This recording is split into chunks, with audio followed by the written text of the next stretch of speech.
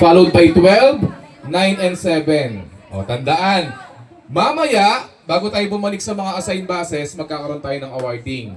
Listen, kung sinong team ang pinaka mapupunta sa top 3, top 4, meron kayong consequence. So please, galingan ninyo. Huwag malungkot kung makakakuha kayo ng 7 points ha.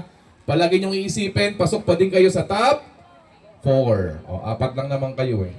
Okay, so, listen up, create a unique team name. O, mag-isip ng pangalan ng team.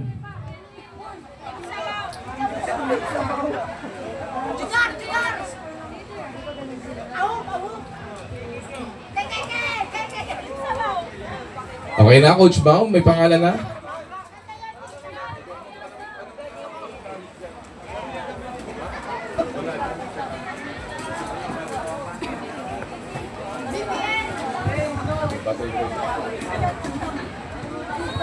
Okay na? O sige, mamaya ko malalaman kung ano yung pangalan ng mga team ninyo.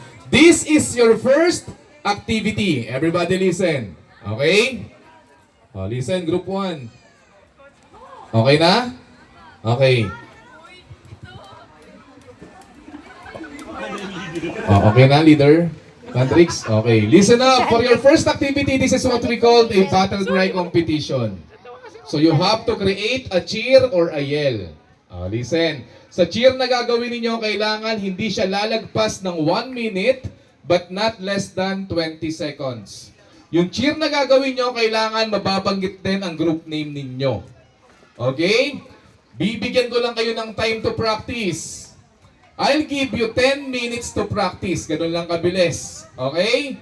Ang criteria for judging natin is 30% creativity, 30% choreography, and 20% audience impact, and 20% ano yung isa natin? Group formation. Ayan yung mga criteria natin. Okay, again, your 10 minutes starts now. You can go anywhere. Pwede nyo gamitin itong buong space na to para mag-practice. Ayan ha, kailangan may group formation ha. Pwede rin sa kabila. Video ako eh, nag-video.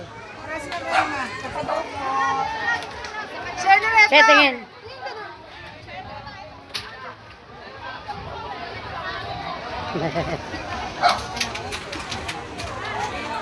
Natingin ako din sa my birthday. Makikikain tayo. Kikain tayo, sir. Makikanta nga ako. Pwede kumanta, sabi mo, sir. Aba, active yung group, ano ah. Oh. Si ano yan? Si Cloud. Magaling si Cloud. Chris, di na bang Christoph dyan? Ay, at saka si Rainier. Ah. Ay,